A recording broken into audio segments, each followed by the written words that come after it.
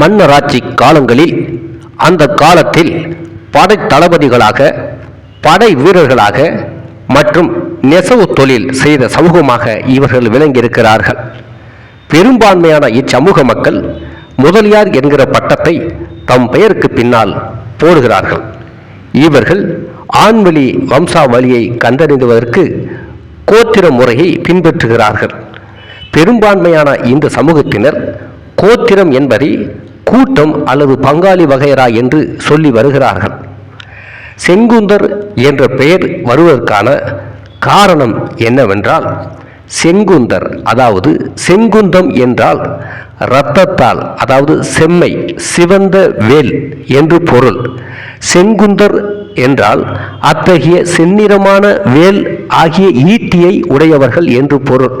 ஆகவே இவர்களுக்கு செங்குந்தர் என பெயர் வந்ததாக கூறப்படுகிறது.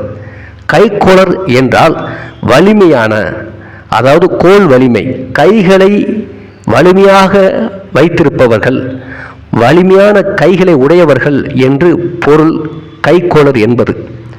முதலி என்பது உயர் இராணுவ அதிகாரிகளை குறிக்கிறது. பின் இதுவே முதலியார் என்று உருவானது. இவ்வாறுதான் செங்குந்தர், கைக்கோளர், முதலியார் ஆகியோருக்கு பெயர் காரணம் உருவாக காரணமாக அமைந்திருக்கின்றன. இவர்களுடைய தோற்றம் பற்றி பல இதிகாசங்கள், வரலாறுகள் கூறுகின்றன. அதை பற்றியும் காணலாம். முருகனின் தாயாரான பார்வதியின் சிலம்பில் இருந்த 9 ரத்தினங்களிலிருந்து பிறந்தவர்கள் 9 வீரர்கள், அதாவது நவ வீரர்கள் என அழைக்கப்பட்டனர். வீரபாகு, வீரகேசரி, வீர மகேந்திரர், வீர மகேஸ்வரர், வீர புராந்தரர், வீர ராட்கதர், வீர மார்த்தாண்டர், வீர ரந்தகர் மற்றும் வீர தீரர் ஆகியோர் முருகனின் படையில் சூரபாத போரில் அரக்கனை வீழ்த்த தலைமையேற்றனர். அரக்கனை கொன்ற பிறகு போர் வீரர்கள் சிவனிடம் ஒரு தொழிலை ஏற்றுக்கொள்வதாக கூறினர். இது எந்த ஒரு உயிரினத்தையும் அழிக்கவோ அல்லது காயப்படுத்தவோ சம்பந்தப்படாது. நெசவு அத்தகைய தொழிலாக இருப்பதால் அவர்கள் அதில் பயிற்சி பெற்றனர். மேற்கண்ட தளபதிகளில் ஒருவரான வீரபாகுவின் மகள் சித்திரவல்லியை மன்னர் முசுகுந்த சோழன் மணந்தார். இந்த நவ வீரர்கள் மற்றும் முசுகுந்த சோழனின் சந்ததியரே செங்குந்த கைக்கோளரின் முதல் தலைமுறையாகும். இவர்களை பற்றி பல இலக்கிய சான்றுகளும் இருக்கின்றன. சேந்தன் திவாகர் எழுதிய ஆதி திவாகரம் அல்லது சேந்தன் திவாகரம் என்ற தமிழ் அகராதியில் காணப்படுகின்றன.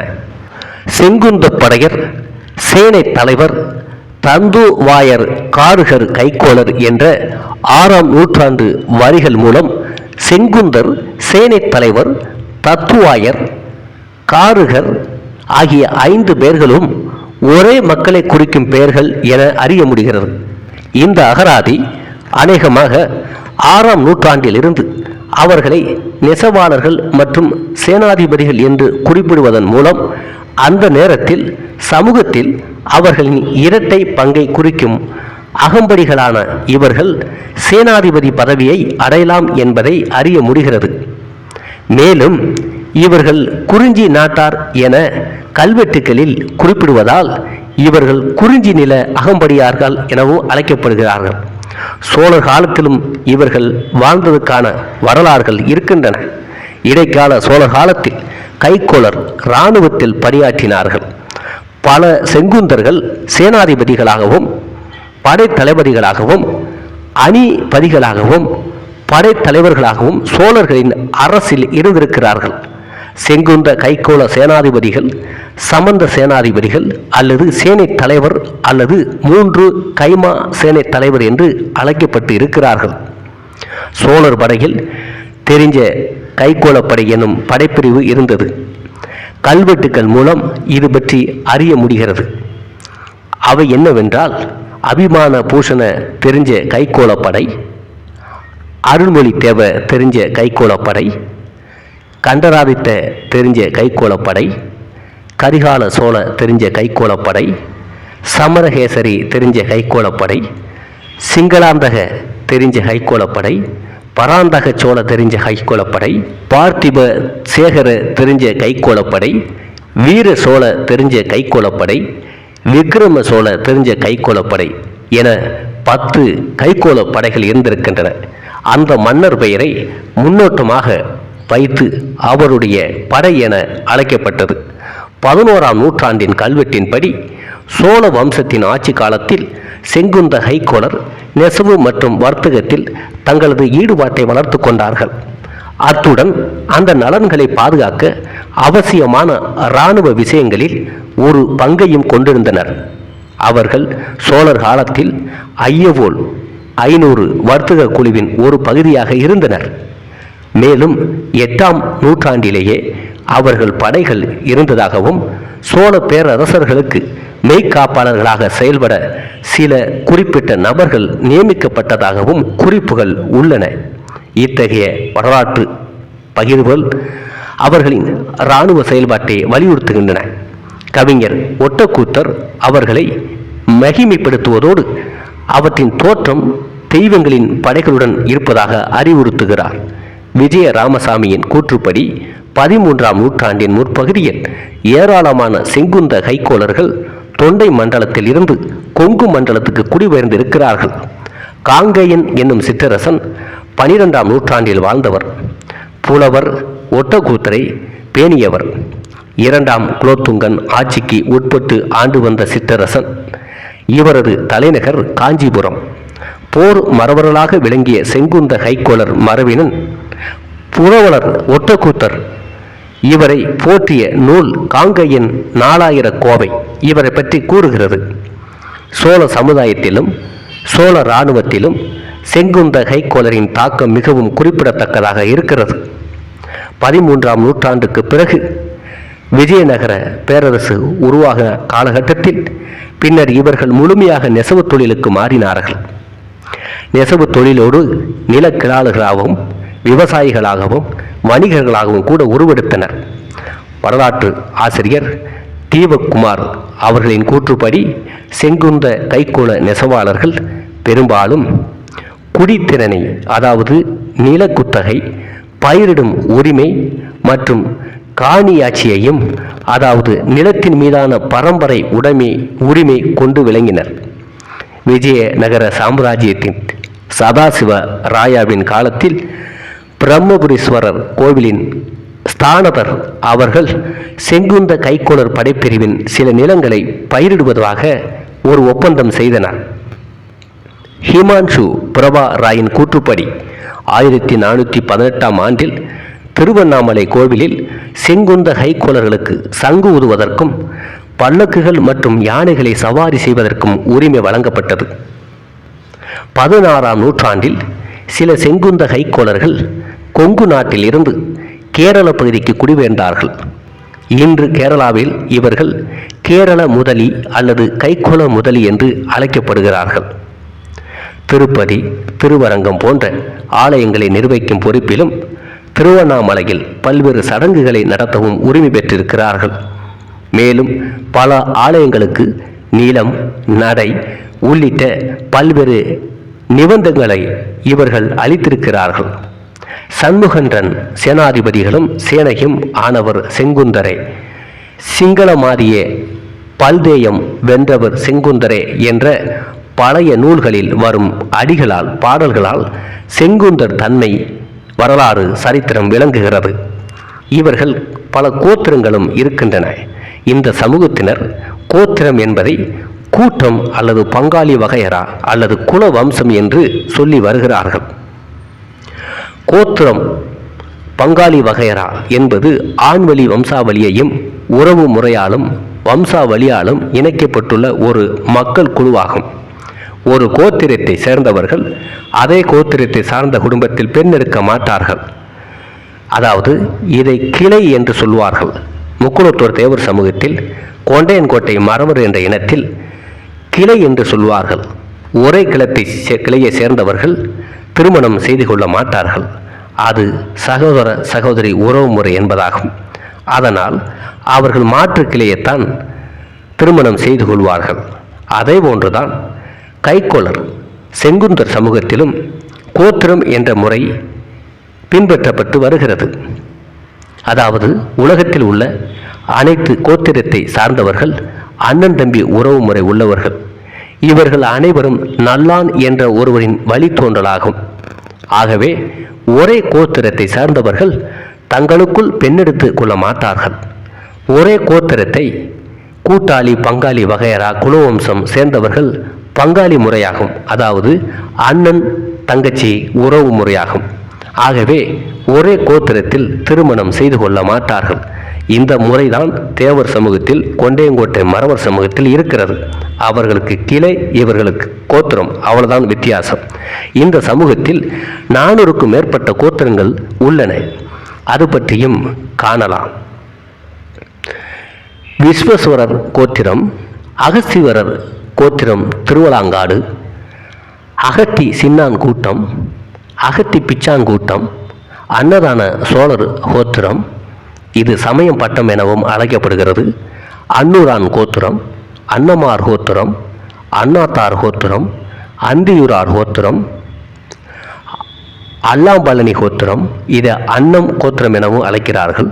அம்பலவாணர் கோத்திரம், அரங்கரான் கோத்திரம், அருள்முருகன் கோத்திரம், அம்னியம்மாள் கோத்திரம், அந்தியப்ப முதலி கூட்டம், அதியமான் கோத்திரம், அரசுரான் கோத்திரம், அழகப்பன் கோத்திரம், அலங்கார வேலன் கோத்திரம், அப்பாய் அரவாய் கோத்திரம், அரசன் கோத்திரம், அனந்த கோத்திரம், அடப்பான் கோத்திரம், இதை செம்மேரை கோத்திரம் என்றும் அழைப்பார்கள்.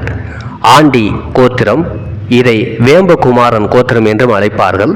ஆறாங் கோத்திரம், ஆலாங்காட்டான் கோத்திரம், ஆரூரார் கோத்திரம், ஆயினாடார் கோத்திரம், ஆறுமுகம் கோத்திரம், ஆனந்தன் கோத்திரம், ஆக்கவலி கோத்திரம், ஆட்டுக்காரன் கோத்திரம், ஆட்டையாம்பட்டி வாத்தியார் கோத்திரம், ராசி கோத்திரம், இலைப்புலியான் கோத்திரம், உடையாங்கோத்திரம், உதிரமலை கோத்திரம், உண்டிக்காரர் கோத்திரம், உலகப்பன் கோத்திரம், ஊமத்தூரார் கோத்திரம், ஊமையம்பட்டியார் கோத்திரம், எருமைக்காரர் கோத்திரம், எட்டிமரத்தான் கூட்டம், எல்லக்கலா கூட்டம், எல்லம்மா கோத்திரம், ஏச்சன் கோத்திரம், ஒகாயனூரா கோத்திரம், ஒட்டு வெள்ளைக்காரர் கோத்திரம், ஓயா மாரி கோத்திரம், ஓண்டி கோத்திரம், ஸ்ரீலஸ்ரீ இம்முடி பரஞ்சோதி திருக்கன் கோத்திரம், ஜெயவேலு கோத்திரம், ஜெயமுருகன் கோத்திரம், கருமான வாத்தியார் கோத்திரம், கருவலூரார் கோத்திரம், கணக்கன் கோத்திரம், கனியாம்பட்டி கோத்திரம், கருது காளியம்மன் கோத்திரம், கருநல்லன் கோத்திரம், கரூரார் கோத்திரம், கட்டைய கூட்டம், கற்றாயன் கோத்திரம், கடம்பராயன் கோத்திரம், கஞ்சி வேளாண் கோத்திரம், கச்சுப்பள்ளி கோத்திரம், கன்னிமார் கோத்திரம், கருப்பூரார் கோத்திரம், கத்திரியர் கோத்திரம், கந்தசாமி கோத்திரம், கந்தமுதலி கோத்திரம், கதிர்வேல் கோத்திரம், கண்டி கோத்திரம், கண்டிதராயன் கோத்திரம், கருவீரன் கோத்திரம், கவுண்டக்காளி கோத்திரம், கள்ளக்கரையான் கோத்திரம், களப்பிள்ளத்தாச்சி கோத்திரம், கருப்பண்ணன் கருப்பு முதலி கோத்திரம், கரிச்சிபாளையத்தான் கோத்திரம், கம்பிக்குடியன், நந்திக்குடியன் குலம், காசிவேலன் கோத்திரம், காலத்தீஸ்வரர் கோத்திரம், காஞ்சான் கோத்திரம், காலமேக புலவர் கோத்திரம், காடை கோத்திரம், காளிப்பட்டியார் கோத்திரம், காடையாம்பாட்டியார் கோத்திரம், காஞ்சியலன் கோத்திரம், காவாமுதலி கோத்திரம், கார்த்திகையன் கோத்திரம், காக்கா வாரன்வாசி கோத்திரம், கானூரான் கோத்திரம், காவக்காரன் கோத்திரம், கீரனூரார் கோத்திரம், குஞ்சாங்கோத்திரம், குலசனன் கோத்திரம், குப்பி பிச்சி முதலி கோத்திரம், குட்டி முதலி கோத்திரம், குருநாதன் கோத்திரம், குமரகுரு கோத்திரம், குமாரசாமி கோத்திரம், குலவி கோணான் கோத்திரம், குழந்தை செட்டி கோத்திரம், குழந்தைவேல் கோத்திரம், குள்ளன் கோத்திரம், குதிரைக்காரன் கோத்திரம், குன்னத்தூரார் கோத்திரம், கொம்ம கோயான் முதலி கோத்திரம், கொக்கானி கோத்திரம், கொசப்பச்சையார் கோத்திரம், கொண்டைக்கட்டி தேவன் கோத்திரம், கொல்லட்டான் கோத்திரம், கொட்டுக்காட்டான் கோத்திரம், கொங்க கோத்திரம், கொங்கர் கோன் நாட்டமங்கலத்தார் கோத்திரம், கொக்கோணி பழனி கோத்திரம், கோட்டை மாறி கோத்திரம், கோட்டையண்ணன் கோத்திரம், கேரள கும்ப கோத்திரம், கோணங்கோத்திரம், கௌரி கோத்திரம், சக்திவேல் கோத்திரம், சந்தியப்பன் கோத்திரம், சண்முகம் கோத்திரம்,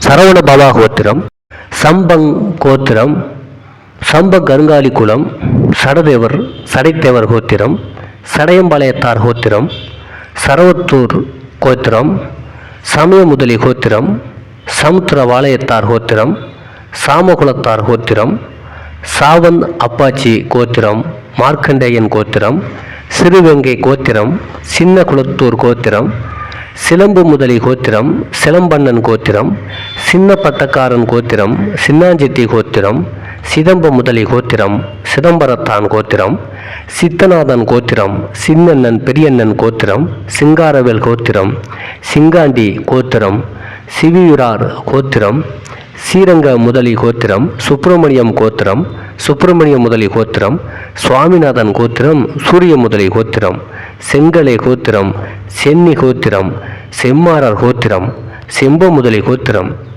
செந்தேவன் கோத்திரம், செஞ்சி கோத்திரம், செம்பூத்தர் கோத்திரம், செங்கோட்டுவேல் கோத்திரம், செங்கான் கோத்திரம், சொக்கான் கோத்திரம், சொக்கநாதர் கோத்திரம், சமய முதலி கோத்திரம், சொக்க முதலி கோத்திரம், சொக்கலா முதலி கோத்திரம், சொரிய முதலி கோத்திரம், சென்றாயன் கோத்திரம், சோலை முதலி, பூஞ்சோலை முதலி கோத்திரம், சேவர் கொடியான் கோத்திரம், சேவூரார் கோத்திரம், கணேசர் பட்டம் கோத்திரம், சேலத்தார் கோத்திரம், சோத்துக்கட்டி கோத்திரம், ஞானவண்டிதன் கோத்திரம், ஞானவேல் கோத்திரம், தடிவீரன் கோத்திரம், தங்கவேல் கோத்திரம், தலைக்கட்டுப்பான் கோத்திரம், தடத்துக்காளி கோத்திரம், தனிகாசலம் கோத்திரம், தண்டாயுதபாணி கோத்திரம், தவுத்திர முதலி கோத்திரம், தடிமாறன் கோத்திரம், தட்டைய நாட்டு தடிமாறன், தம்பி எண்ணன் கோத்திரம், தடிமுத்தான் கோத்திரம், தலையன் கோத்திரம், தம்பிரான் கோத்திரம்,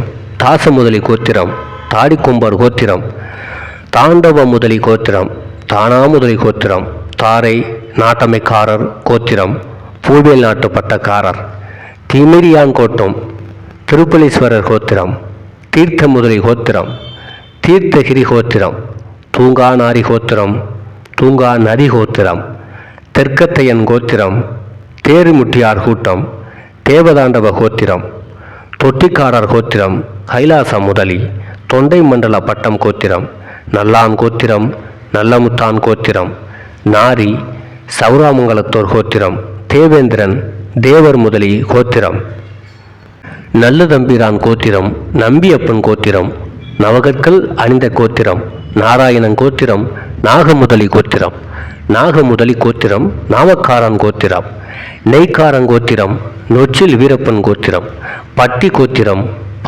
பட்டாளியர் கோத்திரம், பழனி உயிரார் கோத்திரம், பச்சையப்பன் கோத்திரம், படேகரார் கோத்திரம், பள்ளியப்பன் கோத்திரம், பட்டக்காரர் கோத்திரம், பச்சினான் முதலி கோத்திரம், யானைகட்டி கோத்திரம், பரமசிவன் கோத்திரம், பரமகாளி கோத்திரம், பண்ணையார் கோத்திரம், பாசியூரார் கோத்திரம், பாலமுருகன் கோத்திரம், பிட்டுக்காரர் கோத்திரம், நல்லாஞ்செட்டி கோத்திரம், பீமன் கோத்திரம், புள்ளிக்காரர் கோத்திரம், புஞ்சை மொழியான் கோத்திரம், புஞ்சங்கசியார் கோத்திரம், புலிக்குட்டி குலம், புலுகரார் கோத்திரம், புலவனார் வட்டம், ராஜகோத்திரம், பூந்துரையான் கோத்திரம், பூசன் கோத்திரம், பூசாரி கோத்திரம், பூண்டி பெரியதனக்கார் கோத்திரம், பூமுதலி கோத்திரம், பூனை கோத்திரம், செல்லப்ப முதலி கோத்திரம், பெரிய கோத்திரம், பூனை கோத்திரம், செல்லப்ப முதலி, பெரிய கோத்திரம், பெரிய குலத்தூர் கோத்திரம், பொங்கைய முதலி கூட்டம், பொந்தேவி கோத்திரம், பொய் சொல்லான் பொய் உரையான் கோத்திரம், பொங்குலூரார் கோத்திரம்,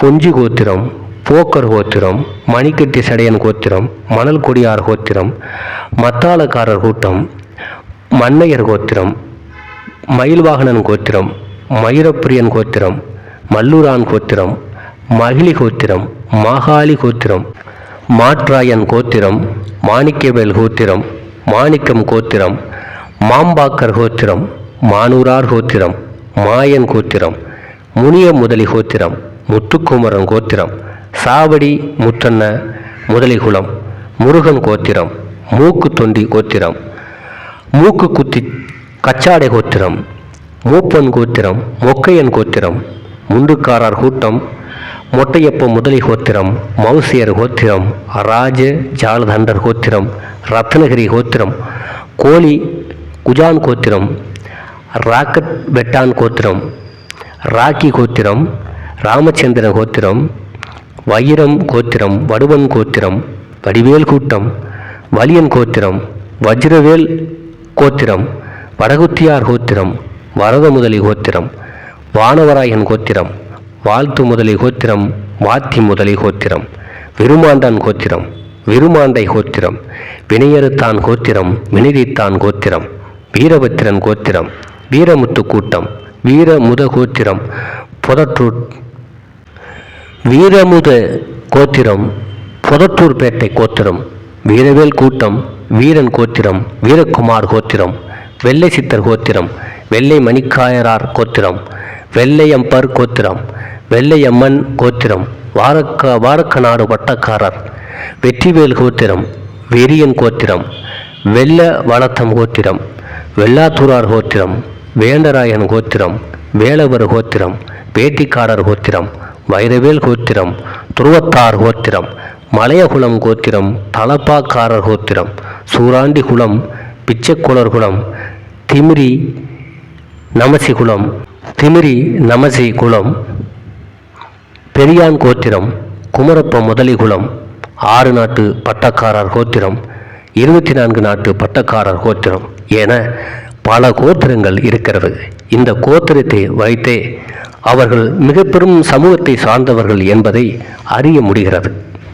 இதுவரை கண்டுபிடிக்கப்பட்ட தென்னிந்திய கல்வெட்டுக்களில் செங்குந்த கைக்கோளர் சமூகம் பல்வேறு சமயங்களில் மன்னர்களிடம் பெற்ற பட்டங்கள் அதிகம் இருக்கின்றன.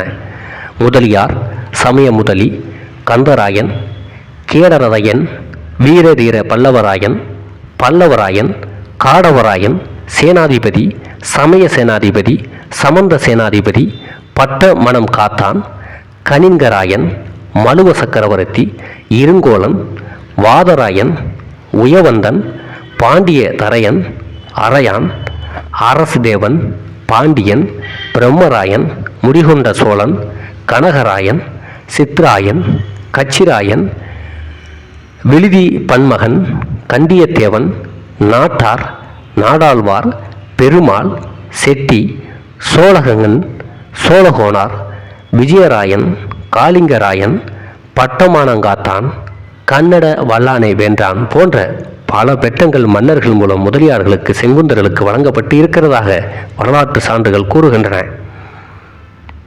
இவர்களை பற்றி பல செப்பேடுகளிலும் பதிவுகள் இருக்கின்றன. நாவினால் மனுவெடுத ஞானப்பிரகாசர் செப்பேடு. அது இவர்களை பற்றி என்ன கூறுகிறது என்றால், திருச்செய்யநல்லூர் ஆதீன மடாதிபதியான ஞானப்பிரகாச சுவாமிகள் செங்குந்தர் சமூகத்தின் செங்குந்தர் வரலாற்றை பிரசங்க ஓலைச்சுவடிகளாக இயற்றியதற்காக 72 நாட்டு செங்குந்த கைக்கோளர் குல சமுதாயம் இவருக்கு செய்ய வேண்டிய மரியாதைகளை பற்றி விளக்கும் செப்பேடு அங்கு உள்ளது. சுவாமிமலை செப்பேடு ஒன்று. அறுபடை வீடுகளில் ஒன்றான சுவாமிமலை முருகன் கோவிலில் செங்குந்த கைக்கோளர் சமூகத்தின் கொடியேற்றம் மண்டகப்படி, 5ஆம் திருநாள் மண்டகப்படி, சூரசம்ஹார மண்டகப்படி, காலை சந்தி கட்டளை போன்ற உரிமை ஒன்றாய் சமூகத்தின் உரிமைகளுக்கு 72 நாட்டை சேர்ந்த இந்த சமுதாய மக்கள் கொடுக்க வேண்டிய வரி விவரத்தை பற்றி அந்த செப்பேடு கூறுகிறது. பழனி நவவீரர் செப்பேடு என்ன கூறுகிறது என்றால், சமீபத்தில் 17ஆம் நூற்றாண்டை சேர்ந்த பழனியில் கண்டெடுக்கப்பட்ட வீரவாகு உள்ளிட்ட நாங்க வீரர்கள் உருவம் பதித்த செப்பேடு இந்த சமுதாயத்தின் சூரசம்ஹாரம் மண்டகப்படி, கொடியேற்ற மண்டபப்படி உரிமை பற்றிய கூறுகிறது. சிதம்பரம் வெள்ள பிறந்த நாள் முதலியார் செப்பேடு அந்நிய படையெடுப்பின் போது சிதம்பரம் நடராஜர் கோவிலை காப்பாற்றிய படைத்தளபதி வெள்ள பிறந்தான் முதலியார் குடும்பம் சிதம்பரம் நடராஜர் கோவிலுக்கு காலை சக்தி கட்டளை முதல் பூஜை செய்யும் உரிமை பெற்ற விளக்கும் செப்பேடு இது இருக்கிறது. வீரவாகு சமய செப்பேடு ஒன்று. செங்குந்தர் கைக்கோளர் சமூகத்தின் மூதாதையரான வீரவாகுவுக்கு இந்த சமூகத்தை சேர்ந்தவர்கள் பழனியில் சிறப்பு பூஜை நடத்தினர். அதற்கு பல நாட்டு செங்குந்த கைக்கோளர்கள் கொடுக்க வேண்டிய வரியும் மற்றும் பிற சமூகமான நகரத்து செட்டியார், கச்சிராயர், மலவராயர், சோழகனார் போன்ற சிற்றரசுகள் கொடுத்த நன்கொடையை பற்றி கூறும் விளக்கும் செப்பேடு இருக்கிறது. இந்த செப்பேட்டை எழுதியவர் திருச்செய்யநல்லூர் ஆதீனம் நாவினால் மனுவெழுத்த ஞானப்பிரகாச வள்ளலார் ஆவார். சேவூர் நவகண்டம் செப்பேடு ஒன்று கூறுகிறது, அவிநாசி அருகே சேவூர் கிராமத்தில் இந்த சமூகத்தை சேர்ந்த சித்தர் முத்துக்குமார சுவாமி நவகண்டம் செய்து கொண்டு சிவலோகம் அடைந்த செய்தி மற்றும் இந்த சமூகத்தின் விரிவான வரலாறை அது கூறுகிறது. ஈரோடு வன்னியர் செப்பேடு செங்குந்தர்கள் வீரபாகு நவவீரர் வம்சம் எனவும் செங்குந்தருக்கும் அக்னிகுலம் விருது உள்ளது எனவும் போரிலே செங்குந்தர் வன்னியருடன் இணைந்து சில காலங்களில் களம் கண்டனர் எனவும் முருக கடவுள் மந்திரத்தை செங்குந்தர் யுத்தகலத்தில் உபயோகித்தனர் என்றும் கடல் கடந்த கடாரம் மலேசியா வரை சோழர்களாக போர் செய்தனர் என்றும் கூறப்படுகிறது. சோழர் பூர்வ பட்டயம் ஒன்று கரிகால சோழனின் ஆணைக்கு இணங்க செங்குந்த ஹெய்கோளர் குல சமய முதலியார் சேனாதிபதி தலைமையில் கொங்கு மண்டலத்தில் பல சமூக மக்களை குடியேற்றத்தை பற்றி கூறும் ஆவணம் அதில் உள்ளது. முத்து விஜய ரகுநாத சேதுபதி பட்டயம் 1714 ஆண்டில் சேதுபதி மன்னர் பட்டுக்கோட்டைக்கு சென்றபோது செங்குந்த சமூகத்தை சேர்ந்த உடையான் என்பவர் தங்க இலையில் அரசருக்கு அறுசுவை விருந்து அளித்ததை பற்றியும் கூறுகிறது. ரகுநாத சேதுபதி என்பவர் ராமநாதபுரத்தை ஆண்ட மன்னர் என்பது குறிப்பிடத்தக்கது. அவருக்கு தங்கத்தட்டில் சோறு வைத்த வரலாறும் செங்குந்தர்களுக்கு உண்டு.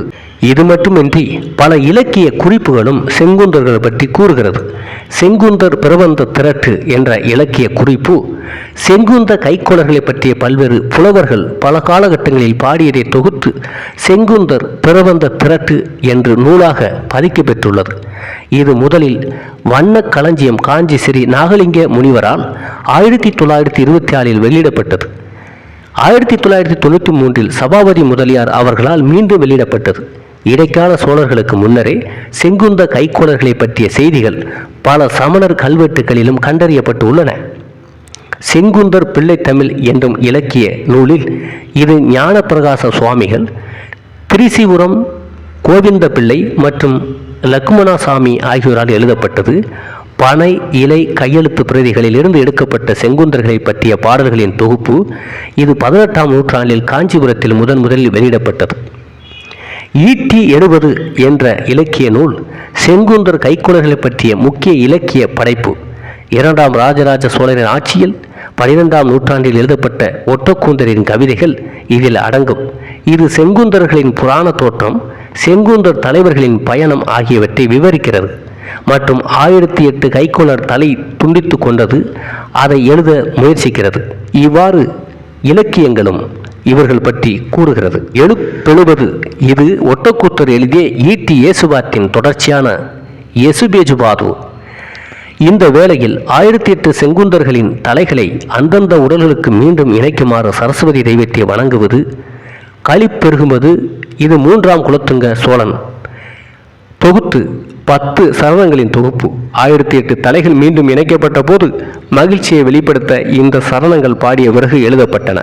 இந்த சரணங்களில் 2ஆம் ராஜராஜ சோழன் நீதிமன்றத்தில் அதை கண்ட பாடல்கள் அடங்கும். அவரும் அவரின் வாரிசான குலோத்துங்க சோழன் இதை தொகுத்திருக்கிறார். திருக்கை வழக்கம் என்னும் இலக்கிய நூலும் இவர்கள் பற்றி கூறுகிறது. இது செங்குந்த கைக்கோளர்களின் நற்செயல்களையும் அவற்றின் சைவ மத கொள்கைகளையும் விவரிக்கும் நூலாகும். இதை எழுதியவர் புகழேந்தி புலவராவார். இவர்கள் பற்றி ஓலை சுவடிகளும் இவர்கள் சரித்திரத்தை கூறுகின்றன. நாஞ்சில் நாட்டு ஓலை ஆவணங்கள் கூறும் செய்தி என்னவென்றால், இவர்கள் குமார கடவுளுக்கு குந்தம் என்னும் ஆயுதத்தை பிடித்து சேவகர் ஆனார்கள் என்று கூறுகிறது.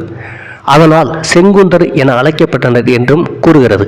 பிற்கால சோழ காலத்தில் நாஞ்சில் நாட்டிற்கு வந்தனர். பூர்வீகம் சோழ நாடு.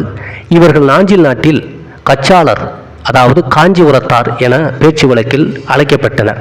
பிற்கால சோழர் காலத்தில் சோழர்களின் படையில் நெற்றிப்படை வீரராய் இருந்தனர். கைக்கோளர் நாஞ்சில் நாட்டு கோவில்களில் நிர்வாக பொறுப்பில் இருந்ததை கல்வெட்டுக்கள் மற்றும் ஓலை ஆவணங்கள் கூறுகின்றன. நாஞ்சில் நாட்டு கல்வெட்டுக்களில் 13ஆம் நூற்றாண்டு முதலே கைக்கோளர் பற்றிய தகவல்கள் பரவலாக காணப்படுகின்றன. கடுக்கரை ஸ்ரீ கண்டேஸ்வர முதலிய நயினார் கோவிலின் பணிகளை ஒளிப்பெருமாள் என்ற கைக்கோளர் செய்திருக்கிறார். இந்த கோவில் நிர்வாகமும் இவர் கையில் இருந்ததை 1443ஆம் ஆண்டு ஆவணம் கூறுகிறது. ஆளூர் சிவன் கோவில் நிர்வாக பொறுப்பில் பிள்ளையார் என்னும் கைக்கோளர் இருந்தார். இவர் ஒருவருக்கு பெரிய கடன் கொடுக்கும் அளவுக்கு செல்வந்தர். ஓர் ஆவணம், அதாவது 1461ஆம் ஆண்டு கைக்கோளரில் நன்கு படித்தவர் இருந்ததை தெரிவிக்கிறது. நாகர்கோவில் வடிவீஸ்வரம் அழகம்மன் கோவிலில் திருவம்பலமுடையார் என்ற கைக்கோளர் பணிபுரிந்ததை 1477ஆம் ஆண்டு ஆவணம் குறிப்பிடுகிறது. 1587ஆம் ஆண்டு ஆவணம் அழகிய பாண்டிபுரம் ஊர்கோவிலில் பறவைக்கரக என்ற கைக்கோளர் இரவாக பொறுப்பு பணியாற்றியதையும் கூறுகிறது. இவ்வாறு அவர்கள் பல பொறுப்புகளில் கௌரவமிக்க பதவிகளில் இருந்ததை பல ஓலைச்சுவடிகள் ஆதாரமாக கூறுகின்றன. இறைவன் முருகன் போர்ப்படையில் இராணுவத்தில் 9 தளபதிகள் இருந்தனர். அவர்கள் 9 பேரும் செங்குந்தர் சமூகத்தை சார்ந்தவர் என வரலாறுகள் இதிகாசங்கள் கூறுகின்றன. வீரபாகு, வீரகேசரி, வீர மகேந்திரர், வீர மகேஸ்வரர், வீர புரந்திரதர், வீர ராக்காத்தார், வீர மார்த்தாண்டர், வீராந்தகர், வீரதீரர் போன்ற 9 பேரும் செங்குந்தர் வம்சத்தை சார்ந்தவர்கள் என்றும் இவர்கள் முருகனின் இராணுவத்தில் தளபதியாக பணியாற்றினார்கள் என்றும் இதிகாசங்கள் கூறுகின்றன. இவ்வாறு தமிழ்நாட்டில் மிக பெரும் சமூகமாக பல சரித்திரங்கள் படைத்த சமூகமாக விளங்குகிறது செங்குந்தர் கைக்கோளர் முதலியார் சமுதாயம். மீண்டும் ஒரு சரித்திரத்தோடு சந்திப்போம். சேனலை சப்ஸ்கிரைப் செய்து கொள்ளுங்கள்.